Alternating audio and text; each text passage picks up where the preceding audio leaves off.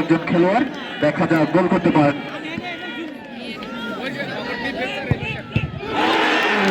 অসাধারণভাবে save করেছেন সেই Emiliano মার্টিনেজের মতো জাম্প। গোল আদায় করে নিতে পারেন কিনা।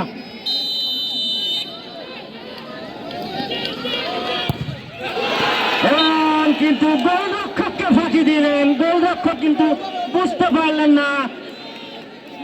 সেখান থেকে আবারও কিন্তু পেনাল্টি শুট আউটে রয়েছেন রামরামপুর ফুটবল একাদশ। দেখা যাক কি করতে পারে, শট করেছেন এবং কি গোল। রামরামপুর ফুটবল 7 নম্বরে 10টি পরিণত খেলোয়াড়।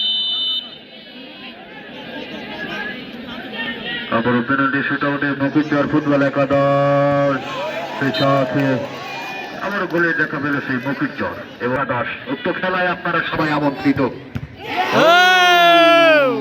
বলতে না বলতে আবারও কিন্তু আরো একবার যখন হয় তখন কিন্তু উভয় দলের দর্শক বিন্দু এবং অন্যান্য দর্শক বিন্দু এবং আমরা যারা ধারা বিবরণীতে রয়েছি তাদের সবারই কিন্তু ধুরফুর করে কিন্তু কিন্তু penalty shoot out Mofizur football একাদশ এবং কি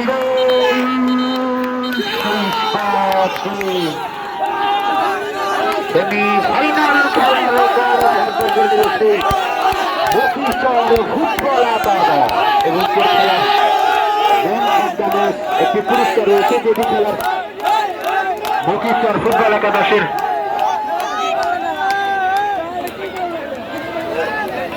সুপ্রিয় দর্শক, ডাংধারা স্টার স্পোর্টিং ক্লাব কর্তৃক আয়োজিত ফুটবল টুর্নামেন্টের প্রথম কোয়ার্টার ফাইনাল খেলায় মফিজুর ফুটবল একাদশ তারা কিন্তু পেনাল্টি শুট আউটে 4-1 গোলের ব্যবধানে রামরামপুর ফুটবল একাদশকে পরাজিত করে প্রথম দল হিসেবে সেমিফাইনালে খেলার মতো যোগ্যতা অর্জন করলেন।